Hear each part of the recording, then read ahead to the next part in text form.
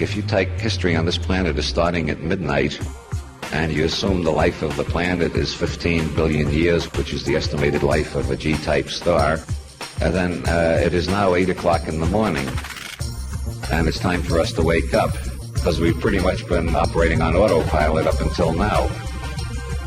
And there are signs of planetary awakening. Domesticated primate psychology remains pretty much the same as it was in the Paleolithic, but one sees increasing evidences of mutations. There was only one Buddha 2,500 years ago.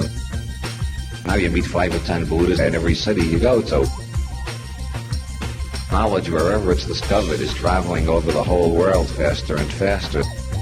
The possibility of changing consciousness was discovered in the Orient 2,500 years ago at least. Probably it's older than that. But techniques were discovered to quiet the mind, pacify the mind, remove emotional compulsions, and these were organized into the science of yoga. As John Lilly says, yoga is the science of the East, as science is the yoga of the West. Science is a yoga too. Science is a way of trying to reach an objective level in which your emotional compulsions and prejudices aren't twisting all the facts to fit in with your favorite reality tunnel.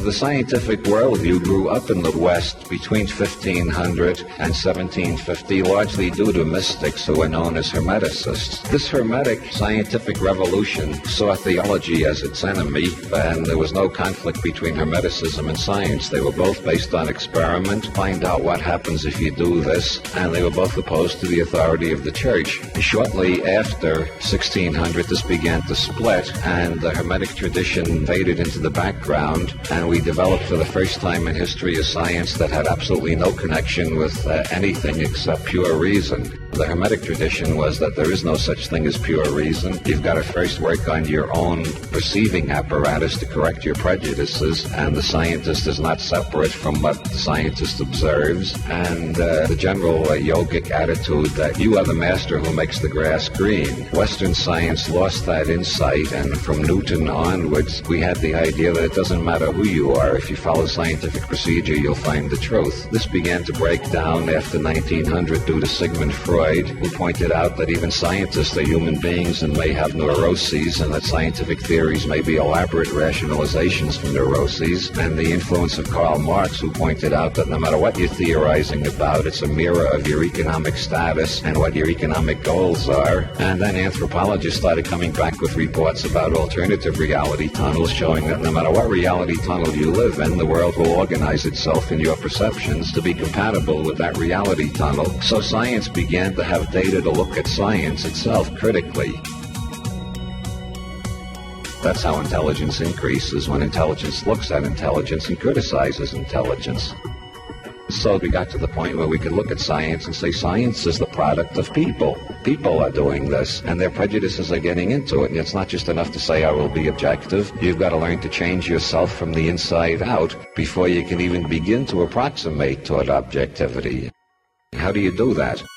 Well, it took a while to begin to find answers to that. The big change overcame when Albert Hofmann went for a bicycle ride one day after experimenting with ergot derivatives. Albert Hofmann, after accidentally ingesting LSD, went through a profound experience in 1942, which he did not put into words until 1982. It took him 40 years. He was educated as a classical chemist with a classical scientific background and assumed that there was such a thing as an objective observer and so on. So it took him 40 years to figure out what LSD meant. And in 1982, he wrote an essay on the 40th anniversary of the discovery of LSD, in which he says, the main thing I've learned from LSD is that there is no objective reality separate from us. All there are the realities that our nervous systems construct out of the signals they receive. This became obvious to others due to the things that were happening in quantum physics from 1900 on, and the doubling of knowledge between 1900 and 1950. Physicists discovered that the atomic world is just not describable in terms of Aristotelian logic. For one thing, you can't describe anything on the quantum level accurately unless you include the observer in your picture. So quantum physics turned out to be saying exactly the same thing that the psychedelic revolution was saying, that there is no objective reality separate from us. All we know is the reality that we are co-creators of, the reality perceived, conceived, put together by our nervous systems. And at this point, it becomes obvious that intelligence can be raised. Consciousness can be altered. Nothing is static. All we've got to do is learn how to change our nervous systems, and we can go to wider and wider reality tunnels and bigger levels of perception and so on. So there was a great deal of drug research, and a lot of people were getting a lot of radical ideas, and so the government made it illegal, which is the natural thing to do if you're a politician. The last thing you want is intelligence increase.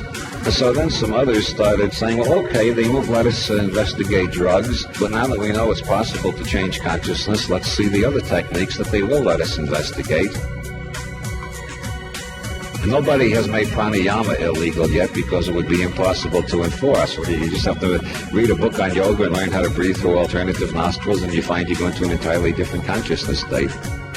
Then you can go back to your ordinary consciousness, think about that state, then go back into that state and think about your ordinary consciousness, and already you're in I squared. You're in intelligence studying intelligence. You're finding out how your nervous system works. So with each decade since the 1960s, we are moving more and more to the place where we can change our nervous systems, change our reality tunnels, and make bigger and bigger reality tunnels. Once you look down at your reality tunnel, whether your reality tunnel is Ohio Methodist or New York Jewish or Marin County hippie or Tokyo capitalist Zen Buddhist or Iranian Muslim fundamentalist, once you get to the level where you're outside your reality tunnel looking down at it, you can compare reality tunnels, and then you're on a higher level of intelligence already, because you're no longer a conditioned mechanism just following the reality tunnel that was accidentally imprinted or conditioned, and you can start choosing between reality tunnels.